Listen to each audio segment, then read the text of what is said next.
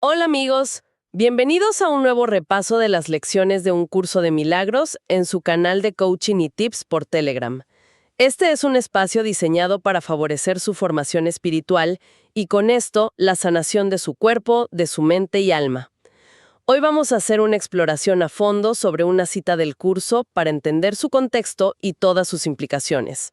Tu tarea no es buscar amor, sino simplemente buscar y encontrar todas las barreras que has levantado en ti mismo contra él. Nuestra misión será desglosar ciertos conceptos clave. ¿Qué es el ego? ¿Cómo funciona la percepción? ¿Cuál es nuestra verdad? ¿Y qué significa realmente el perdón para que este repaso se convierta en una poderosa herramienta transformacional? ¿Qué tal? Hola a todos. Y bueno, la verdad es que arrancar con esta cita es ir directo a la médula, ¿no? Porque para muchos maestros y estudiantes, digamos que esta frase es la esencia misma de todo el entrenamiento mental que nos propone el texto. Sí, totalmente. Es de esas frases que te dejan pensando un buen rato. Exacto.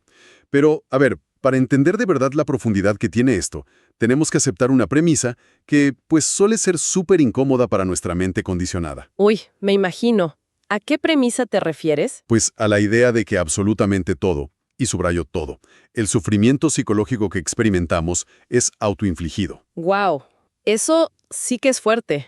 O sea, cuesta aceptarlo. Cuesta muchísimo, claro, porque la sociedad entera nos programa, desde que nacemos, para buscar la paz, la satisfacción y sobre todo el amor allá afuera, en el mundo material, en los logros profesionales, en otras personas. Ajá, como si nos faltara una pieza del rompecabezas. Tal cual. Pero la propuesta central aquí es desarmar pieza por pieza esa maquinaria mental de búsqueda externa, porque, irónicamente, esa misma búsqueda es la que nos mantiene en un estado constante de ansiedad y de carencia. Y fíjate que si la instrucción es dejar de buscar el amor, yo creo que la intuición inmediata de cualquiera es pensar, bueno, entonces me voy a quedar vacío, o inactivo, o resignado. Claro, suena a que te vas a quedar sentado en un sillón sin hacer nada, ¿verdad? Exacto. Sin embargo, al revisar las fuentes para este repaso, vemos que esta cita viene del capítulo 16 del texto, donde se hace un contraste muy agudo. Sí, un contraste fundamental. Analizan la diferencia entre la realidad del amor verdadero y lo que el material llama las ilusiones del amor. Estas ilusiones que toman la forma de relaciones especiales. Así es. Y me parece que para entender las barreras que levantamos, pues primero tenemos que tener clarísimo qué es exactamente lo que estamos bloqueando, ¿no crees? Definitivamente. Esa distinción entre el amor real y las ilusiones del amor es, digamos, el cimiento de todo este sistema de pensamiento. Según el texto, nuestra verdadera naturaleza ya es el amor y la paz. O sea, ya venimos con eso de fábrica. Exactamente. No son conceptos románticos ni metas inalcanzables que uno tenga que conquistar después de años de sufrimiento y esfuerzo. Ni tampoco son emociones pasajeras. Como la alegría de un momento, digamos. No para nada. El amor se describe aquí como un hecho inalterable. Es la esencia misma de nuestra identidad original. Y bueno, el contraste surge justo cuando observamos cómo operan las relaciones especiales. Que vendrían siendo este sustituto que fabricamos, ¿no? Claro, la mente fabrica ese sustituto para reemplazar el amor verdadero, porque una relación especial se basa enteramente, y esto es clave, en la dinámica de la extracción y el trueque. O sea, operan de una manera completamente transaccional. Totalmente transaccional. Es como esta idea de vincularse con alguien no para compartir una plenitud que ya tienes por dentro, sino para, pues, extraer valor, para llenar un hueco psicológico. Exacto. Es como un vampirismo emocional de alguna manera. Sí, es el clásico modelo de necesito que me hagas feliz, o el te amaré siempre y cuando cumplas con mis expectativas. Y el problema fundamental con esa dinámica, fíjate, es que parte de una premisa de escasez absoluta. Uno busca a otra persona o incluso, no sé, un objeto de lujo o una posición social para completarse. Ajá. Y al hacer esto, al buscar completarte afuera, estás negando automáticamente la premisa de que tu verdadera naturaleza ya es plena. Claro, te estás diciendo a ti mismo que estás incompleto. Exactamente. Dado que jamás ha habido un solo instante a nivel ontológico en el que nuestra verdadera naturaleza haya estado desprovista de amor, salir a buscarlo al exterior tiene una implicación inconsciente muy, muy peligrosa. Porque implica decretar que te falta algo esencial. Tal cual. Implica decretar, estoy incompleto. He perdido mi paz y necesito que el mundo o alguien me la devuelva. ¿Sabes a qué me suena esto? Es una experiencia súper parecida a la frustración cotidiana de estar buscando los lentes por toda la casa. Uy, sí, clásico. O sea, volteamos los cojines, revisamos todos los cajones, el estrés empieza a aumentar, se te hace tarde. ¿Te pones de mal humor con todos? Exacto, hasta que pasas por un espejo, te miras y te das cuenta de que los tenías puestos sobre la cabeza desde el principio. Es un gran ejemplo, de verdad. Es que la tarea en esa situación nunca fue fabricar unos lentes de la nada, ni siquiera era encontrarlos en el mundo exterior. La tarea era simplemente detener esa búsqueda externa inútil y tomar conciencia de lo que ya estaba ahí. Y fíjate en un detalle importante de tu analogía. Al buscar los lentes frenéticamente por toda la casa, estabas afirmando a cada segundo la creencia de que los habías perdido. Claro, la acción misma confirmaba la pérdida. Exacto. Esa creencia de pérdida es la que activa toda la disonancia cognitiva. La mente es increíblemente poderosa, o sea, cuando adopta la creencia de que le falta amor, inmediatamente empieza a fabricar una realidad perceptiva que coincida con esa carencia. Empieza a ver amenazas en todos lados. Claro, amenazas, rechazos, abandono. Y lo hace simplemente para validar su propia premisa falsa de que el amor no está presente. Pero a ver, aquí me surge una duda y estoy segura de que a quienes nos escuchan también. Si asumimos que los lentes ya están sobre nuestra cabeza, digamos que nuestra naturaleza es de hecho esa paz inalterable, surge una contradicción ineludible. A ver, dime. Basta con observar, no sé, las dinámicas sociales del día a día, o simplemente encender el noticiero un minuto, para constatar que la experiencia humana está saturada de conflicto, de resentimiento y de mucho dolor. Sí, el mundo parece un caos absoluto. Entonces, si el amor ya está instalado, ¿cómo explicamos la existencia de un mundo tan caótico? Creo que esto nos obliga a cuestionar el origen mismo del sufrimiento. Y es una pregunta inevitable. El material aborda esa contradicción con una postura bastante inflexible. Nos dice que el sufrimiento es una fabricación estrictamente interna. Estrictamente interna. Sí, el mundo exterior funciona nada más como una pantalla en blanco. Es una imagen externa de una condición interna. Y esto nos introduce al principio de la responsabilidad total. Suena a que nos toca hacernos cargo del 100%. Exactamente. Se nos pide que dejemos de buscar las causas de nuestro malestar emocional en los eventos o en las personas del mundo físico. La angustia, la ira, la sensación de victimización provienen única y exclusivamente de las interpretaciones y las barreras mentales que nosotros mismos fabricamos, no de los detonantes de allá afuera. A ver, un momento. Porque aquí es donde la teoría choca frontalmente con la resistencia natural que todos tenemos. Es normal que haga ruido. Es que piénsalo. Si una persona sufre, digamos, el impacto de un desastre natural, o si alguien padece una enfermedad gravísima, o es objeto de una traición devastadora, afirmar que eso es una fabricación interna suena casi invalidación. Suena a falta de empatía, ¿no? Totalmente. Parece que estuviéramos eximiendo de responsabilidad a quien hace daño intencionalmente o ignorando el dolor real que causan las tragedias en el mundo físico. Y qué bueno que lo mencionas porque es vital hacer una disección muy cuidadosa de ese punto para evitar malentendidos. A ver, los eventos físicos, ya sea una enfermedad, el comportamiento abusivo de otra persona, la pérdida de un trabajo, todo eso ocurre a nivel del entorno o de la biología. O sea, ¿el evento es real en el plano físico? Claro. El texto no niega que el mundo físico presente fluctuaciones severas o que exista el dolor a nivel corporal. La distinción radical radica en la diferencia entre el dolor físico y el sufrimiento psicológico. El sufrimiento como una narrativa, digamos. Exacto. El evento físico sucede, pero la percepción de ese evento, esa historia de victimización que lo acompaña, el resentimiento que arrastras durante años y años, y la pérdida de tu paz interior profunda, esas sí son construcciones mentales opcionales. Entiendo. Es decir, el evento exterior es información sensorial neutra hasta que la mente decide qué hacer con ella. Exactamente. La mente toma ese evento y es la que construye una narrativa, ya sea de tragedia permanente o de condena. Uno mismo decide, a través del significado que le otorga, si ese evento tiene el poder de arrebatarle su paz esencial o no. ¡Wow! y me imagino que no es un cambio de mentalidad fácil de lograr. Para nada. Y por eso, para entrenar a la mente a recuperar el control sobre esa maquinaria de interpretación, las fuentes proponen ejercicios de desprogramación muy específicos. Sí, las lecciones del libro de ejercicios. Correcto. Por ejemplo, la lección 32 declara categóricamente, he inventado el mundo que veo. Y le sigue la lección 31 que dice, no soy víctima del mundo que veo. Y la lección 5, que es fundamental, la de nunca estoy disgustado por la razón que creo. Esa misma. Ahora, aplicar esto en medio de una crisis no es sencillo. Significa que, frente a una ofensa o un problema, en lugar de enfocarte en lo que el otro hizo, te tienes que detener. Tienes que reconocer que el disgusto surge porque tú has elegido ver la situación a través del lente del ataque y la vulnerabilidad. En lugar de elegir mantener la conexión con esa paz inalterable que mencionabas. Exacto.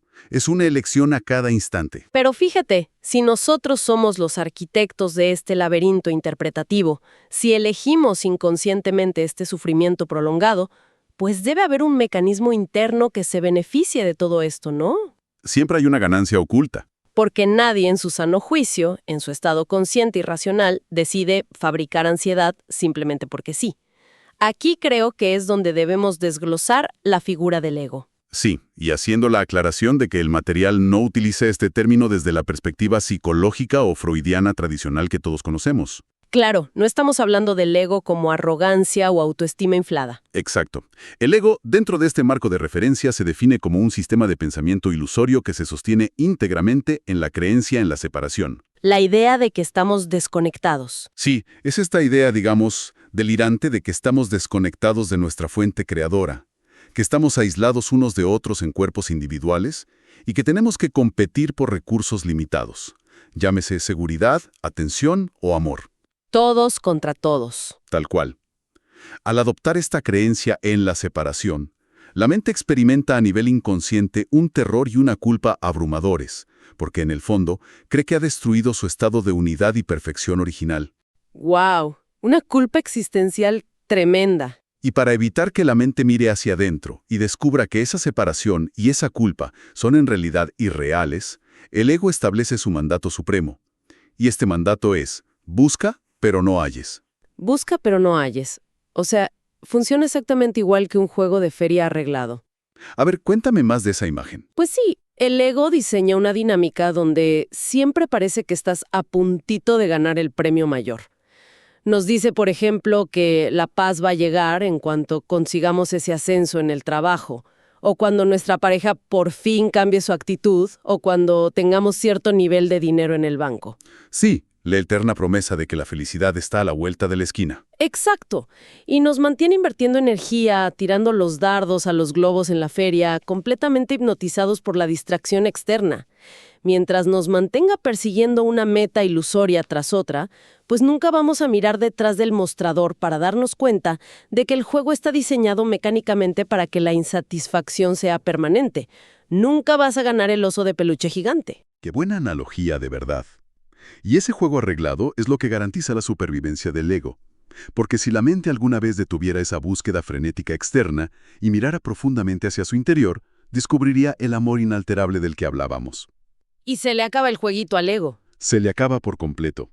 En presencia de ese amor, el sistema de pensamiento del ego se desvanece al instante, porque la culpa pierde su fundamento.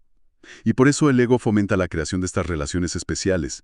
Usa la aparente imperfección y las fallas de los demás para mantener nuestra atención enfocada hacia afuera, juzgando y condenando todo el tiempo.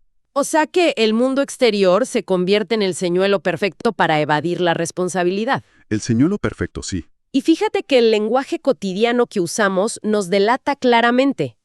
Revela este mecanismo de abdicación del que hablas. A ver, danos un ejemplo. Pues expresiones súper comunes como me haces enojar, mira lo que me hiciste decir, o el clásico el tráfico me arruinó la mañana. Esas frases revelan una entrega total del poder personal. Una cesión de control. Completamente. Al pronunciar esas frases, le estás otorgando el control absoluto de tu estado emocional a factores externos y así consolidas tu identidad de víctima, que supongo que es el papel favorito del ego. Es su papel estelar.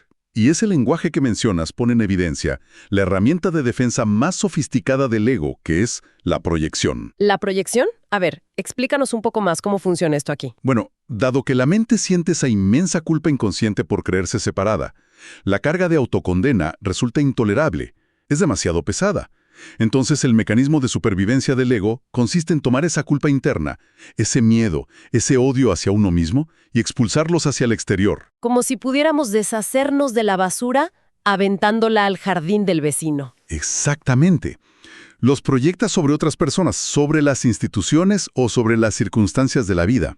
Y por eso la afirmación del curso de que la proyección hace la percepción significa que vemos un mundo hostil, amenazante y lleno de culpables, única y exclusivamente porque estamos proyectando sobre él nuestra propia hostilidad interna que no hemos resuelto. O sea que las demás personas operan simplemente como un espejo que refleja el estado de nuestra propia mente. Tal cual, un espejo perfecto. Es como si uno se levanta, se mira al espejo por la mañana y nota que está todo despeinado.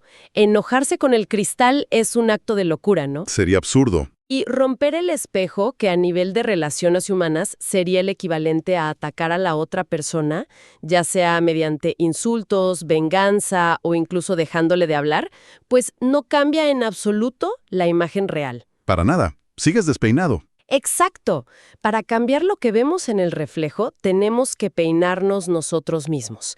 Es decir, tenemos que limpiar y ordenar nuestra propia mente, retirando esa proyección. Y justamente, el método que proponen estas enseñanzas para limpiar la mente y retirar esa proyección es el perdón. Pero ojo aquí, es fundamental redefinir este concepto porque es súper diferente a la versión tradicional que todos conocemos. Sí, el perdón tradicional a veces es hasta arrogante, ¿no? Muy arrogante. El perdón convencional suele operar desde una postura de jerarquía y superioridad moral. En ese modelo, uno afirma internamente algo así como: cometiste un pecado atroz, me hiciste un daño real e irreparable, pero yo, que soy una persona tan elevada y bondadosa, he decidido otorgarte mi perdón. Claro, y lejos de liberar, ese tipo de perdón valida y fortalece las ilusiones del ego. Totalmente. Porque al perdonar de esa manera tradicional, uno está reafirmando que el daño a su esencia fue real, que la separación entre ambos es un hecho innegable, y que la paz interior propia de verdad estuvo a merced de las acciones del otro. Se perdona el acto, según esto, pero se mantiene viva la realidad del pecado. Y el verdadero perdón, o digamos, el perdón transformacional, exige dar un salto cualitativo en cómo percibimos. ¿Y cómo se ve ese salto? Consiste en ver que no se cometió pecado alguno contra la esencia inalterable ni del otro ni de uno mismo. Y ya ver mucha atención aquí. No se trata de justificar comportamientos abusivos a nivel terrenal, tampoco de tolerar dinámicas destructivas sin poner límites saludables. Claro, no es ponerte de tapete para que te pisen. Exacto, no es eso. Se trata de reconocer que, a un nivel ontológico y profundamente espiritual, tu paz esencial es completamente invulnerable a las acciones de los cuerpos físicos. El verdadero perdón es darte cuenta, es este reconocimiento de que la ofensa que te mantenía atrapado en el resentimiento era una alucinación, era un efecto directo de haber proyectado tu propia culpa inconsciente sobre esa persona. Entonces, al aplicar este nivel de perdón verdadero, lo que hacemos es simplemente retirar nuestra proyección del otro. Así es, le quitas la carga. Dejamos de utilizar a esa persona como si fuera un vertedero psicológico para nuestros propios miedos ocultos. Y fíjate, la mecánica de este proceso me parece fascinante, porque puesto que solo condenamos en el otro aquello que secretamente odiamos en nosotros mismos, Ajá, ese es el truco. al liberarlo a él de nuestro juicio, pues el efecto secundario inevitable es nuestra propia liberación. El perdón se transforma, pasa de ser un favor o un acto de caridad hacia un ofensor a convertirse, yo diría, en la tecnología más rápida para la sanación de nuestra propia mente. Lo resumiste perfecto. Y este cambio de paradigma altera por completo cómo entendemos el proceso de crecimiento espiritual. Porque, generalmente concebimos el desarrollo personal como un proceso acumulativo. Como juntar herramientas, ¿no? Sí, pensamos que debemos acumular conocimientos, sumar nuevas prácticas, aprender a meditar de 5 formas distintas o incorporar hábitos súper complejos para finalmente, algún día, alcanzar la iluminación o la paz. Pero el modelo que estamos analizando propone exactamente lo contrario. O sea, se trata de un proceso de deshacimiento, de desaprender. Completamente. Si partimos de la base de que nuestra verdadera naturaleza ya es el amor pleno y absoluto, como decíamos al principio, pues el crecimiento espiritual no puede consistir en aprender a amar, como si el amor fuera, no sé, una materia externa de la escuela que la mente desconoce y tiene que memorizar. Exacto. Y hay una metáfora clásica, la de esculpir una estatua, que ilustra esto a la perfección. Piensa en un escultor. Él no crea la obra maestra añadiendo arcilla o pegando pedazos de mármol. La obra maestra ya existe potencialmente dentro del bloque de piedra. Claro, la estatua ya está ahí. El trabajo del escultor consiste única y exclusivamente en cincelar y retirar todo el material sobrante que oculta la figura. Y de la misma manera, nuestro entrenamiento mental consiste en vaciar la mente. Requiere retirar los juicios sistemáticos, ir desmantelando las interpretaciones defensivas y soltar todos esos significados basados en el dolor del pasado que le hemos estado imponiendo a la realidad. Y esto nos lleva justo de vuelta al corazón de la cita que encabeza esta exploración. Tu tarea no es buscar amor, sino simplemente buscar y encontrar todas las barreras que has levantado en ti mismo contra él. Ahí está el cierre del círculo. Porque la verdadera disciplina no radica en repetir mantras de amor frente al espejo, sino en ejercer una autoobservación radical y sobre todo súper honesta. Es este trabajo de todos los días de detectar el instante preciso en el que la mente levanta un muro. El momento exacto de la contracción. Exacto. Cuando surge, no sé, la ansiedad frente a un problema económico, el resentimiento ante un comentario en el trabajo o simplemente el deseo de atacar en una discusión para tener la razón. La práctica consiste en detenerse y reconocer, este es un muro que yo he fabricado de la nada para mantener alejada mi propia paz. Y al observar esa barrera con honestidad, y esto es muy importante, sin añadirte más culpa por haberla levantado, se activa este proceso de deshacimiento. Requiere cuestionar la validez de los pensamientos que sostienen esa barrera. Cuando uno renuncia a esa necesidad compulsiva y hasta adictiva de tener razón acerca de su propio sufrimiento, la estructura del ego colapsa porque le falta el alimento. Le quitas el oxígeno. Los muros solitos se desmoronan y el amor, que siempre había estado esperando intacto en el fondo de la mente, emerge hacia la superficie de la experiencia sin requerir el más mínimo esfuerzo adicional. ¡Wow! Y creo que esta comprensión le devuelve todo el poder a la persona, al individuo. Esa narrativa de ser, no sé, hojas llevadas por el viento azaroso de las circunstancias externas, desaparece por completo. Así es, te vuelves dueño de tu experiencia. Porque al entender que cada conflicto interpersonal, cada disgusto y cada contratiempo es simplemente una oportunidad encubierta para identificar una barrera, retirar una proyección y aplicar este perdón verdadero del que hablamos, pues la vida misma se convierte en el aula perfecta para el entrenamiento mental. Claro, requiere muchísima paciencia y mucha compasión con la propia resistencia, pero es el camino definitivo hacia una mente libre de conflicto. Y bueno, con esto queremos invitar a quienes nos escuchan a compartir esta exploración con amigos y familiares, porque comprender y desmantelar estas barreras mentales es un proceso que inevitablemente beneficia y pacifica a todo el entorno que nos rodea. Es un efecto en cadena, definitivamente. Y además, para quienes deseen aterrizar todas estas enseñanzas de una forma más sencilla y práctica en su vida cotidiana y transformar la teoría en una experiencia tangible, pueden contactar con Ari Shemot por el chat personal para preguntar por la mentoría personalizada. Contar con un guía enfocado en el deshacimiento del ego facilita y de verdad acelera profundamente este proceso de retorno a la paz. Excelente recomendación. Y bueno, por mi parte, nos despedimos de forma cordial y amistosa hasta la próxima edición. No sin antes proponer una última reflexión basada en el siguiente texto que es ideal para meditar sobre el inmenso poder de nuestra propia mente. A ver, te escuchamos. La proyección da lugar a tu percepción. El mundo que ves se compone de aquello con lo que tú lo dotaste. Es el testimonio de tu estado mental. Es la imagen externa de una condición interna. Tal como el hombre piense, así percibirá. La percepción es un resultado, nunca una causa.